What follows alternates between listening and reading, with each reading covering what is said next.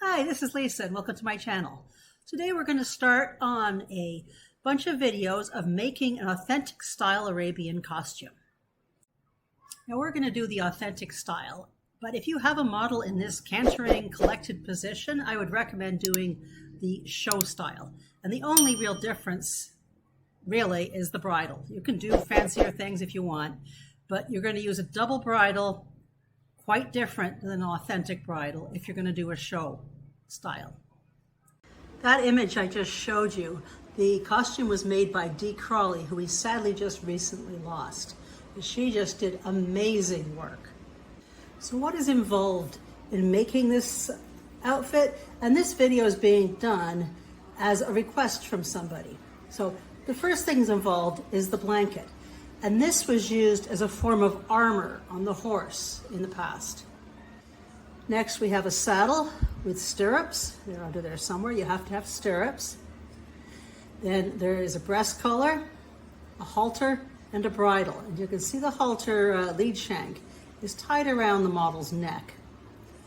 And this throat latch often has a bead where it can be tightened. And then there's little decorations on the nose, cowrie shells, lots of fringes, tassels, all sorts of things we can do with this.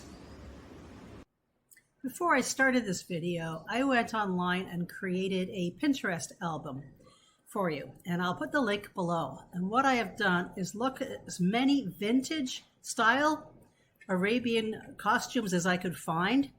And none of these are model horse ones. None of these are show ring style. They're all just things you can use as reference material. Well, the first thing to consider when you're making your costume is the color. And first of all, the color that goes with your horse. And second of all, a vintage costume is basically either red, green, blue, yellow, white, or black. Now you can use other colors if you can find references or if you're doing a show ring, but for authentic, try to keep it within those colors. And you'll see again, when you scroll through these, all the different colors and the different looks that you can find. So for this video, we're just going to be talking about the blanket. And I have posted this image from one of the books I have. And what I would like to note is all the different shapes of the blankets. It's not always the same, like you saw in my original costume there. Now, if you can use any of these kind of shapes, just document them well when you're showing them. Now, in this piece right here, this is actually hand embroidered. Have a good close look at that. And the blanket is hand embroidered. Just beautiful work. However, for our costume, we are not going to be hand embroidering the rug. Instead, what I'm going to be using is miniature dollhouse carpets. You can get runners. They come in various sizes. You can get a 4x6 carpet, and these are not the mouse pad. These are actually woven carpets. Make sure you get the kind that are flexible and woven. And then you can get them in a larger size. The carpet Lou is standing on here is 6x9 inches. So they come in all sorts of sizes. Of the two I have here, I can look at the different colors on Lou. Oops, Lou, hold it on.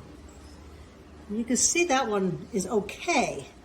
But if you take this color, that really pops with a bay horse. So pick a color that goes with a model that you want to use for showing. Going back to this piece, you can see the shape of the actual carpet that you want. There's going to be pieces coming down here and a piece across the back if you want something like this. It can be rounded, it can be all the things I showed in the picture, but you want something of whatever shape you pick. So the size of your carpet is going to have to work. If I have a long runner, I can use these two sides and cut them. So I could use that piece, and this extra center piece here can be used for the back section of the drape. And that's one option. You have smaller runners, you can get it to the size you want it to be, but you'll notice there's not enough left. So you'd need a second one, and these are only a couple dollars that you can use for the back. So for smaller runners, you're going to need two. of the rugs come in a 4x6 format, and you can see here, you could do a lot with this. So you can just cut out the shape you want out of a 4x6, which would work fine. So you'd only need one 4x6 and you can cut out. Here I have a 6x9, and I could use this to create some of those really fancy ones, all the way down and around, and you could do some really cool things with that as well. So my choice is actually based on the color, so I'm going to use these two small runners. So let's see what we're going to do with that. What I like about this choice is it has the greens, the yellows, the reds, the blacks, and the whites, which are all authentic colors. The first thing you're going to have to do is determine how big you want this to be. It could be up higher, a little lower, but what I would like to do is be able to show this section off. And I like it sitting right about there. So I'm going to take a tape measure and measure from there to there, the center, and for me that's 2 inches. So I want this piece to be 4 inches long. I decided actually to add an extra 1/8 to that on each side. So what I'm going to do first is measure 2 1/8 on both of these sides and on both ends. And for that, I measured at the start of the red, not all this stuff right here, that's gonna go. So the start of where I want it to be. So from there to there, and the same on that side. And I've got the pencil marks. I'm gonna draw across that line there on both of them. And then I'm gonna need some fray check. Now you're gonna take your fray check and put it across this line, all the way across that line and that line on the top, and then flip it over, make sure your lines, and do the same on the back. On the back, I made quite a wide line there, just because you can see it will untangle very easily. You'll also want to add fray check along the back here, the bottom, on both sides, and on the front, because we're going to be cutting that. Before cutting that, allow that to dry for about half an hour. Once you've selected the Turkish carpet you're going to use for the pad, you're going to need some 1/16 inch ribbon, which will be going around the edge. Now, the most correct color is a yellow. So you can use yellows, golds, whatever, if it's going to work with your rug. Now I have a light yellow here that'll work nice, and I have a gold that'll work nice, and I believe I'm going to be using this gold. Next, you'll need some light fabric, which is from, I've got cotton, I believe, here. And you're going to use something, this is going to be going on the saddle, so this will be your seat. So pick something that works with the color of your carpet. I've got a light yellow here, which I'll probably be using, or a red. So I'm still not 100% sure which one I will pick. Then, taking your pieces to the store, go pick up some DMC floss in colors that you want to use for your fringe, and try to get them to work very well with the color. And I believe I'm going to be using these colors for the fringe on the body, and then this color on the breastplate. I'm going to be using black for wrapping, and I've picked up a couple of each. You're going to need some thread for doing your fringes and for some sewing here, so pick something close to the color that you want, and you may need more than one color for your fringes. Optionally, you could also put these little beads on the bottom of your fringes in certain areas, and these are used for nail art. You can buy some of them at these micro beads, they're called. You can get them in Michael's, I believe, still, or you can get them on Amazon under nail beads. And they're a really, really tiny micro bead. Another thing you may want is some seed beads. And I have here some size 11s, which will be the biggest you'd want.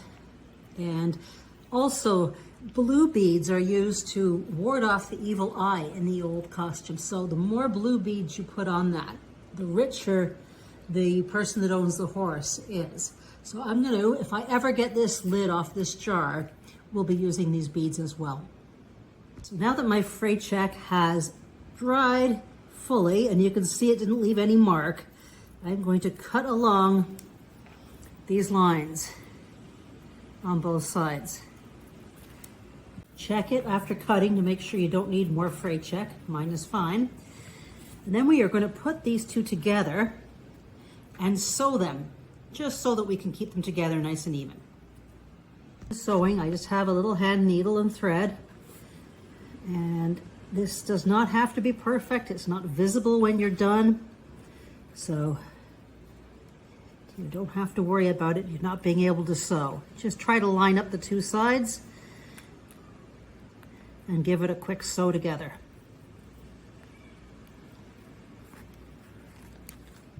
And from the back, you can probably see the stitch lines better, and that's just sewn quickly together. With the first part of the pad sitting on the model, I now need this back piece, and this is what came out from the middle. And because this model is so tiny, that actually works there. So you can use that or make a slightly larger one from another piece. Now, because we're going to be putting fringes on the back, you want to leave some room here, and I think that actually fits pretty much perfect. If it came down further, then the fringes would cover up the tail. This way the fringes will come to about here, or tassels. So I think I'm going to run with that. Lining up the center, I am now going to sew this piece on just as I did these two parts. I'm just going to sew along this line. And again, this will be covered with your ribbon, so if the stitches show, you're okay. Just don't go too far over. You put it slightly underneath. You can just do a running stitch. It'll make it a little more firm. So here's the carpet blanket finished, and it is a lot smaller than what you'd need for a stone Arabian. It leaves enough room for the tassels at the back and the sides and down here. Now you can make yours bigger, longer, more ornate, whatever you want, but try to get a reference before you choose what you're going to make. For the next step, you're going to need some lightweight leather, and pick something that will not put dye onto your horse's back, and some wire. I have 18 gauge here. A little thinner would be nicer, maybe 20, 22. And we're going to cut 2 pieces of wire this length. And we're going to trace this piece onto the leather and cut it out so it's just the tiniest bit thinner, like 0.5 millimeter. You don't want it sticking out. And cut that out. When you're trimming this leather, make sure that when you bend it, you're not going to have any pieces sticking out. So do any trims and making sure there's no extra leather. See, I have a little bit sticking out the back there. So I'm going to trim that off first, because it may look fine flat, but when you bend it, it may stick out. You also have to make sure that the side you want down is the good side of the leather. And once it's ready, you're going to lay the leather flat and put 2 pieces of the wire along the side. A little bit too big, and I'm just using kitchen scissors to cut that wire. And that just helps the pad bend and sit into place. Then you're going to glue that all down together. So I'm going to cover that in glue and carefully place that. And then with my horse protected with some saran wrap, I am then going to put it on the horse to shape it. You may also want to put 2 pieces of wire across here to hold it down properly. The first thing I'm going to do is just put a little bit of glue on the wires to put them into place so they don't shift. But this will all keep everything in place when it's on the model. Now that the wires are where I want them, I can then apply glue to the entire thing.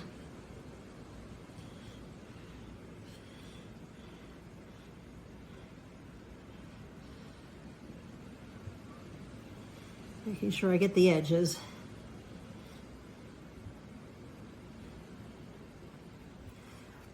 And then carefully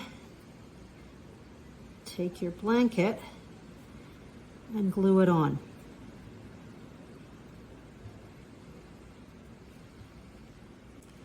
Once it's glued, you know, it's still wet, I'm bending the wires so that they're going to go onto the horse's back. Make sure you don't get any glue on the top. And I have my model prepped in saran wrap, and I'm going to place it on his back. Now this is where you shape your blanket. Well, it's still wet, and if you have any more sticking out, we can just cut that later. Making sure it's straight across here.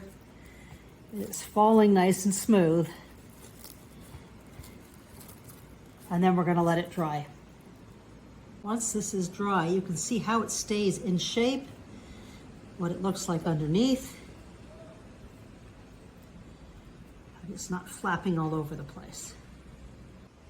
So there we have our saddle blanket. It's not very hard to make, and it's actually very pretty.